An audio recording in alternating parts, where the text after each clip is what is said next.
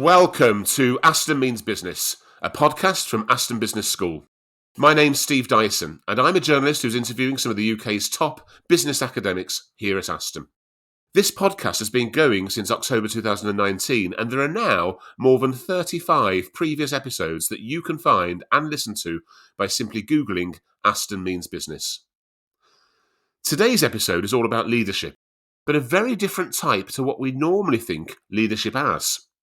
We're going to be discussing servant leadership and leadership humility and the parts they can play in building a strong, loyal workforce and business success. Joining me to discuss these concepts is Dr. Xiaoshuang Lin, a lecturer in leadership here at Aston Business School.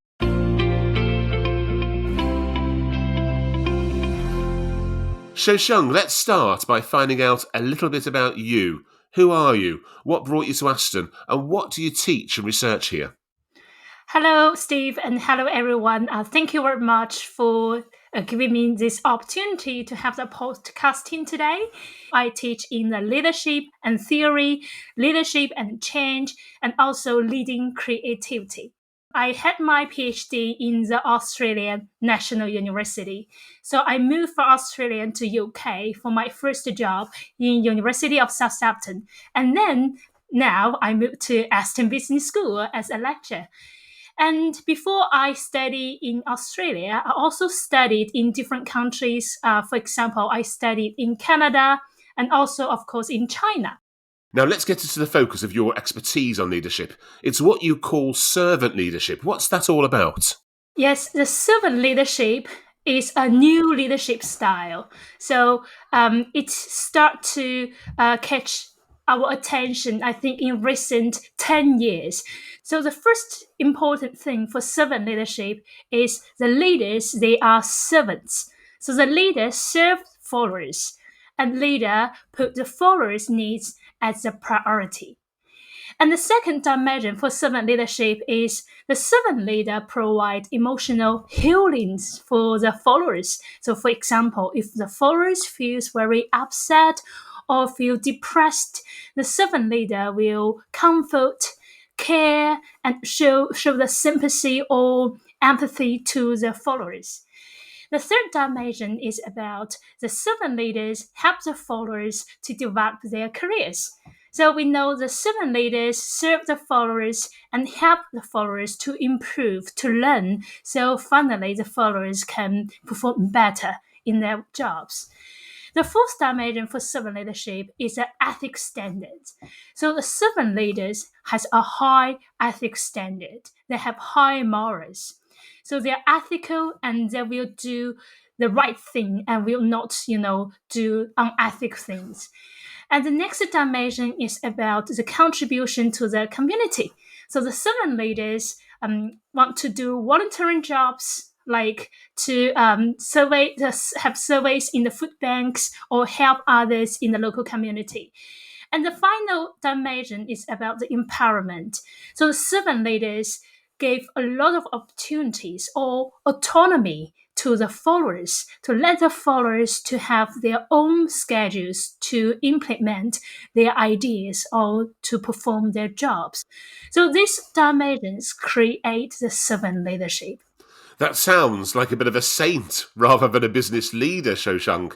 It certainly comes across as a lovely person. I mean, what examples would you point to so we can imagine it in our minds? Yes, Steve. So there are very famous examples for servant leadership. For example, Mother Theresa. So Mother Theresa devoted 45 years looking after the poor people. And also Mother Theresa created the foundations, the charities like the Missionaries of Charities. And she is a selfless servant leader and dedicate her whole life to make other people's life better. And some other examples like Nelson Mandela and also Mahatma Gandhi. So they are all servant leaders. So for Gandhi, we know he is famous for the non-violent revolution. So this is a non-violent resistance really helps Gandhi to build an image of servants that is serve the citizens in his country, and also how to collaborate with other people to protect the interests and the welfare of his country's citizens. Those are great examples, but it still sounds almost too nice for business leaders. Or are there certain sectors that can benefit more than others?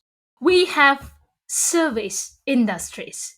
So we have examples like the hairdressers, restaurants, cafes, or banks. So these service industries require servant leadership. There's some research about the influence of servant leadership to the followers' service behaviors and then to the customers' satisfaction. So, for example, in a company, in the restaurant, if the leader in the restaurant is a servant leader, and the leader helps the followers, or we say the employees in the restaurants, help them to grow, help them to develop, help them to learn how to increase their skills to make customers happy. So the employees in the restaurant, they will also become servants because the whole restaurant has a servant, or we say the service climate. And finally, the employees in the restaurant, we can say the cashiers or the waiters, that will devote to serve their customers. And then the customers will feel happy and satisfied because the customers receive high quality service in this restaurant. So finally, we can see the restaurants will achieve a higher benefit, or a higher profit, and also better employees by adopting the servant leadership. Okay, I understand how that works. That's really clear. Maybe you can give me an example, though, of where servant leadership has been a success. I mean, a specific example of a servant business leader. We have a very famous example nowadays. So it's the Starbucks CEO, Howard Schultz. So Howard is the CEO for the Starbucks. We have coffees every day from the Starbucks. And Howard has a servant leadership style because he wants to devote his engagement to the employees' needs, development, and the sensitivity. Because he says if the employers can help the employees and employees can improve them and finally can benefit the customers. So Howard adopts the servant leadership approach in the Starbucks and establish the positive connection with employees. So a detailed example is the Starbucks human resource offices. So the human resource offices, they ensure they have individuals, from different countries, different cultures, different ethnics, different religious background. So when we have this high diverse labor in the Starbucks, so we need to have an anti-discrimination policy to ensure that different workforce can receive the required support when they perform in the Starbucks. So that's why the human resource managers in Starbucks have this anti-discrimination policy to create a powerful organizational culture that focus on promoting employees' needs and also satisfy employees' needs. And also this serving spirit passed to the each employees in the local store, and the local stores employees and the managers, they communicate efficiently, share ideas, and make the evidence-based decisions. And every employee is encouraged to ask questions and to be served by the managers and to develop well. So finally, Starbucks continues to achieve most of its business goals. That's a great example, Xiaoshuang. But what about if someone is not a natural servant leader, that they want, or their ultimate bosses want them to become one? Are you only born and brought up to become a servant leader, or can it be taught? Yeah, that's a very interesting approach I want to explain. That is a leader are born as the leaders or the leaders are trained as leaders. So we have the trait approach, that is, the leaders has a leadership trait. We also has a behavior approach, that is, the leader can be trained by different leadership behaviors. So nowadays we focus on the behavior approach because different leaders, they can adopt different leadership styles or behaviors if they are trained in different ways. So for servant leadership style, we can have training, have workshops, lectures, educations to train the leaders to learn about the servant leaders. So for example, the companies can share the stories of the servant leadership or the star employees who applied servant leadership style. And then the leaders will have motivation to learn in order to achieve a better performance in the organization. Or the companies can try to help the leaders to understand why provide emotional healings for the followers is important, and why helping the followers can be helping for the customers. So these are the different ways to train the leaders to become a servant in the workplace. Again, this sounds like a wonderful person to work for. And while I've had some good bosses in my life, I'm not sure I've come across anyone like that. Is a servant leadership more likely in a certain part of the world? Yes, we know we have different cultural values in the whole world. So basically, like in East Asia, we have a collective culture. So we also call it a collectivism. For example, in China, that is many years ago, like in the 1970s, after the country was founded, so China maintained a centrally planned, or we say command economy. So this centrally planned economy focus on egalitarian principles. That is, everybody in the organization or in the village have the same benefits. So in these scenarios, a lot of leaders in China, they have servant leadership style because some leaders want to sacrifice their own time, their own energy, or we say their own resources in order to benefit everyone in the organization or in the village. So that's why in China, like 1970s, the servant leadership is a very popular one based on a collectivism culture orientation. Let me ask you a tough question here, Xiaoshuang. What happens when a company or an organisation that a servant leader is working for falls into some kind of trouble? I don't know, perhaps they need change or even a tough time of redundancies. They might need to drive their staff harder to increase productivity. Can a servant leader be tough? To be honest, it is very hard for servant leader to be tough because when we see the definitions of servant leader, the servant leader is very friendly, very nice, and very supportive. And they are servants. They are not the boss, the real boss, or we say they are not autocratic figures. So it will be very hard if the environment requires a tough leader. So in this case, the organization may need a new leader, or we say a transformational leader, for example, to step in to complement our servant leader to manage the employees. Or we have another example that is not every workers require servant leadership. So some workers, if they are newcomers, they require help, they need support, they will find servant leadership is very good and fantastic.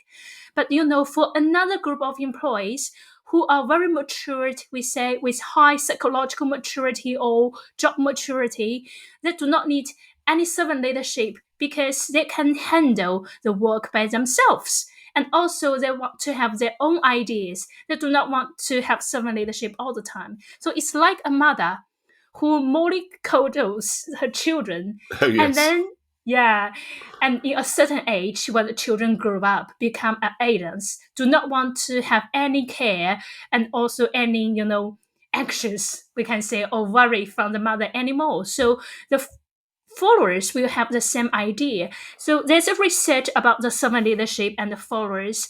If the followers do not need the servant leadership will create even negative results like the leadership avoidance. The followers will avoid the servant leadership.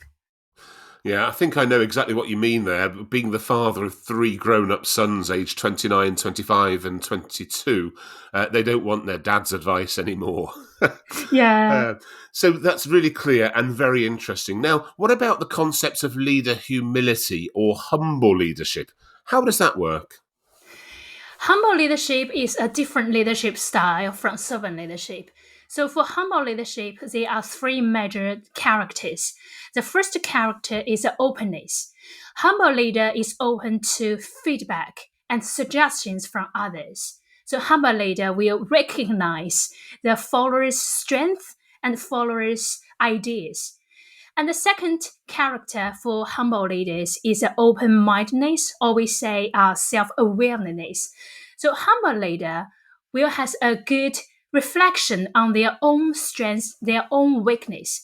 Humble leader will not feel scared to share their weakness because they think it is an opportunity for them to learn from others if they share their weakness. So the final character is the humble leaders want to be taught by the followers. So we also call it as a teachability. So the humble leaders want to become better and better, want to have self-transcendent.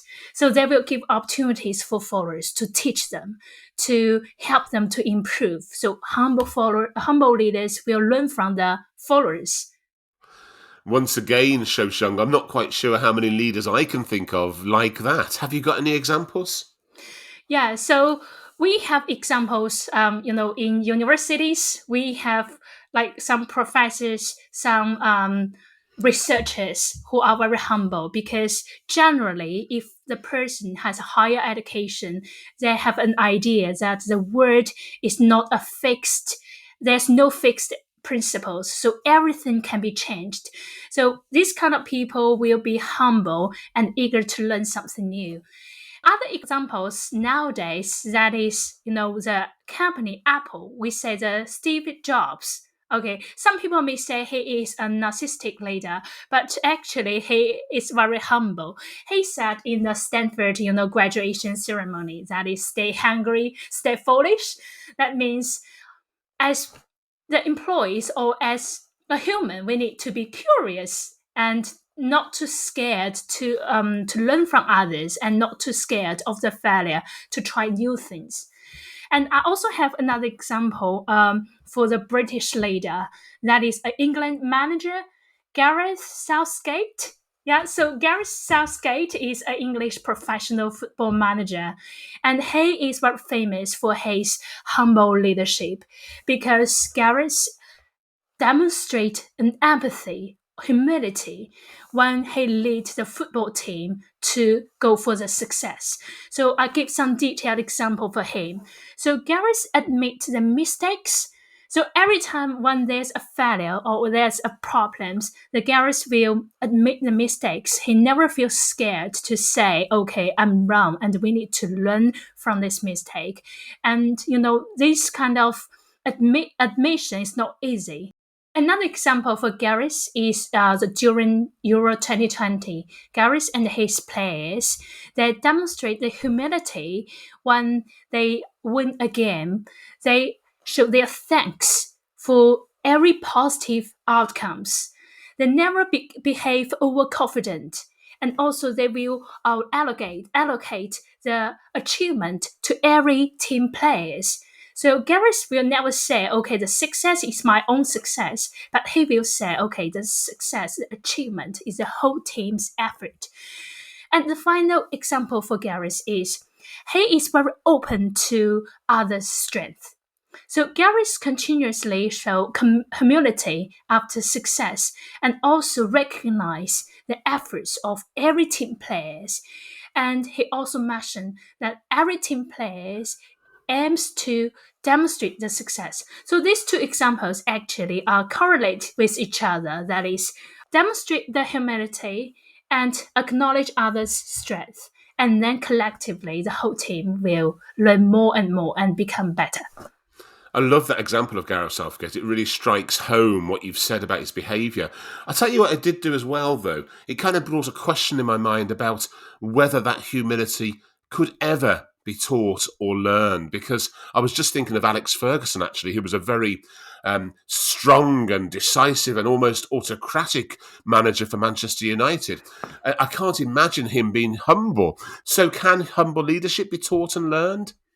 Yes, Steve, of course, humble leadership can be learned. As we mentioned, we use a behavior approach to discuss leadership and also to observe the leadership. So, if we have an arrogant leader, and this leader can also be educated by learning the three dimensions of the humble leadership. So, for example, the arrogant leader can be trained to learn how to have a self-awareness of their own weakness. So generally, the arrogant leader think, okay, I only have strengths. I never fail. I do not have any problems. So the company can provide an objective evaluation, for example, the 360-degree feedback to help these leaders to know their problems, their space for improvement from different social actors, for example, from customers, from supervisors, from colleagues, even from maybe the third parties. So these leaders can learn, okay, I indeed have some space to improve. So after know the weakness, the arrogant leader has a chance to learn and to improve. And one way to learn is to be open-minded, to learn from their followers, give opportunity to have the followers' ideas or have the meetings, online meetings or face-to-face meetings to learn the followers and to ask the followers whether they have a better suggestion to improve a specific issue or a specific weakness. Listening to both your explanations of servant leadership and humble leadership, they seem quite similar. Is that right? Yeah, they have overlaps. Yeah. So these two leaderships are all focused on the relationship-based leadership. So we see the servant leadership has other-oriented focus, and humble leadership has a strong acknowledgement for others' strengths. So these two leadership can build a high-quality relationship with their followers. And another overlaps for these two leadership style is both leadership style has a very high ethics standard. The servant leadership has a high moral standard as a dimension in its definition. And for humble leadership, the humility is a virtue for the humans. So we know the maturity, authenticity, kindness, humility, they are basic human virtues. So the humble leaders, they have a high ethic standard. They will do what is right based on the ethic rules and will not violate others' benefits if these behaviors violate or we say breach or damage others' benefit. Finally, Xiaoshuang, do you think we need more servant leaders and humble leaders in the world of business today? Yes, servant leader and humble leader is a very promising leadership style in modern organization, especially for the younger generation. So we know the younger generation has very unique character. That is, they want to have more opportunity to demonstrate their own strengths, their uniqueness, and also they want to have more support to implement their own ideas. So they have a very strong self initiative to start something or to learn something. So in this case, the servant leadership and humble leadership are very important to help them to develop, and also collectively it will improve the whole organization's benefit or we say performance. Even though the humble leadership and servant leadership are very, very positive, but we cannot overly rely on them. Just image if the whole organization or the whole world only have the servants and the humble leaders, it will become a problem or a disaster because the leaders are too nice and sometimes cannot be strong enough to push the work to be completed before the deadline. All the followers may become free riders. They take advantage of these kind leaders and become a lazy followers. So this is why in the organization, we still need to have a combination of different leadership style. We can have a focus for servant leadership or humble leadership, but we still need to have some other leaderships to complement with this leadership style to have better work results.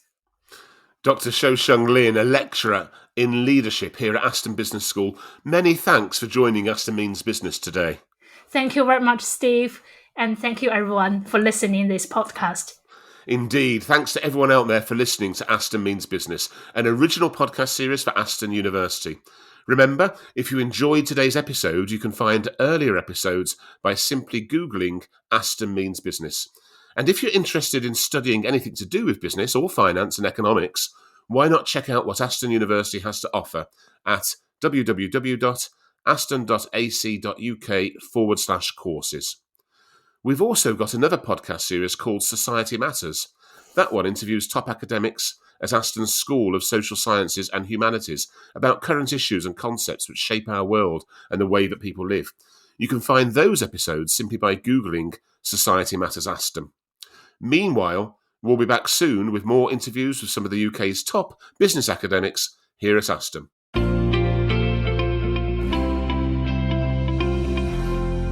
Aston Means Business. Thanks for listening.